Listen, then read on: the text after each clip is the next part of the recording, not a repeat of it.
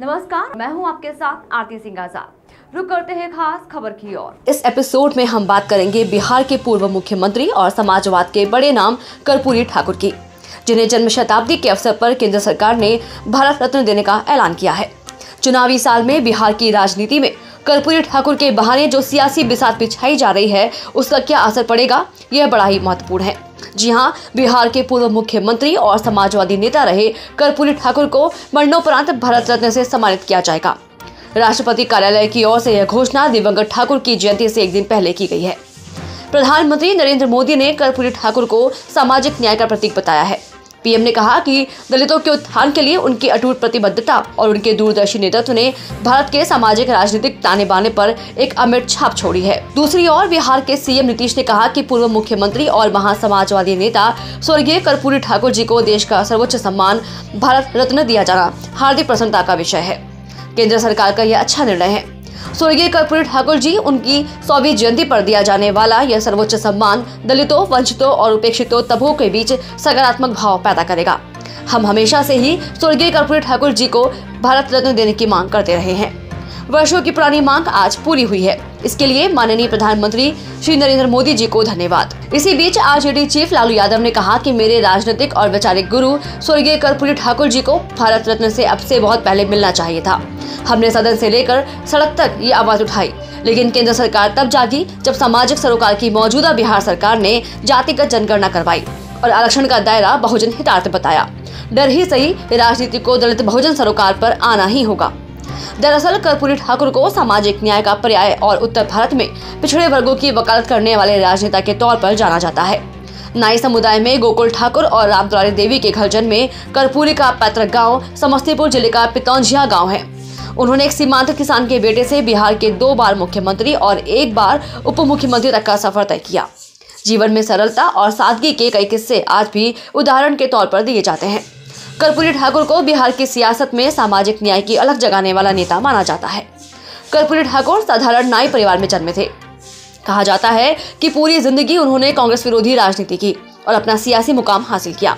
यहाँ तक कि आपातकाल के दौरान तमाम कोशिशों के बावजूद इंदिरा गांधी उन्हें गिरफ्तार नहीं करवा सकी थी। कर्पूरी को बिहार के शोषित लोगों ने इस कदर सर उठाया कि वे कभी चुनाव नहीं हारे। अंतिम सांस तक लालू यादव की गोद में ली। इतने सादगी पसंद कि जब प्रधानमंत्री चौधरी चरण सिंह उनके घर गए तो दरवाजा इतना छोटा था कि चौधरी जी को सर में चोट लग गई। चरण सिंह ने कहा, कर्पूरी इसको जरा ऊंचा करवाओ। कर्पूरी ठाकुर का जवाब था कि जब तक बिहार के गरीबों का घर नहीं बन जाता, मेरा घर बन जाने से क्या होगा। आपको यह जानकर हैरानी होगी कि लालू प्रसाद यादव और नीतीश कुमार कर्पूरी ठाकुर के ही शागिर्द हैं। जनता पार्टी के दौर में लालू और नीतीश ने कर्पूरी ठाकुर की उंगली पकड़कर सियासत के गुर सीखे। ऐसे में जब लालू यादव बिहार के सत्ता में आए तो उन्होंने कर्पूरी ठाकुर के कामों को आगे बढ़ाया। वहीं नीतीश कुमार ने भी अति पिछड़े समुदाय के हक में कई काम किए। चुनावी विश्लेषकों की माने तो कर्पूरी ठाकुर को बिहार की राजनीति में नजरअंदाज नहीं किया जा सकता। 1988 में कर्पूरी ठाकुर का निधन हो गया था, लेकिन इतने साल बाद भी वो बिहार के पिछड़े और अति पिछड़े मतदाताओं के बीच काफी लोकप्रिय है। गौरतलब है कि बिहार में पिछड़ों और अति पिछड़ों की आबादी करीब 52% है। ऐसे में सभी राजनीतिक दल अपनी पकड़ बनाने के मकसद से कर्पूरी ठाकुर का नाम लेते रहते हैं। यही वजह है कि 2020 में कांग्रेस ने अपने घोषणा पत्र में कर्पूरी ठाकुर सुविधा केंद्र खोलने का ऐलान किया था।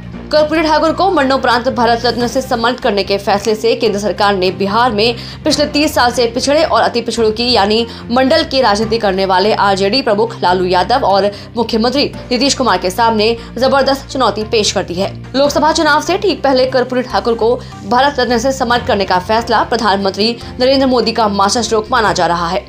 मगर जिस तरीके से प्रधानमंत्री मोदी ने 2 दिनों के अंदर बैक टू बैक कमंडल और मंडल की राजनीति की है, उससे बिहार की राजनीति में जबरदस्त हलचल है। इन सबके बीच 24 जनवरी 2024 को बिहार की राजनीति में कर्पूरी ठाकुर को लेकर एक अलग ही क्रेज देखने को मिल रहा है।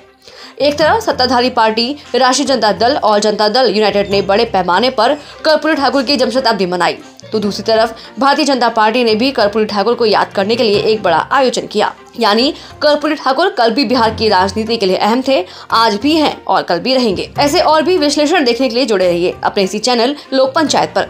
अच्छा लगे तो अपने दोस्तों परिचितों में शेयर करें, कमेंट करके अपनी राय दें और हाँ, चैनल को सब्सक्राइब नहीं किया है तो अभी सब्सक्राइब करके बेल आइकन जरूर दबा दें ताकि आपको हमारे नई वीडियो का नोटिफिकेशन मिलता रहे। धन्यवाद। फिलहाल इतना ही। खबरों का सिलसिला लगातार जारी है।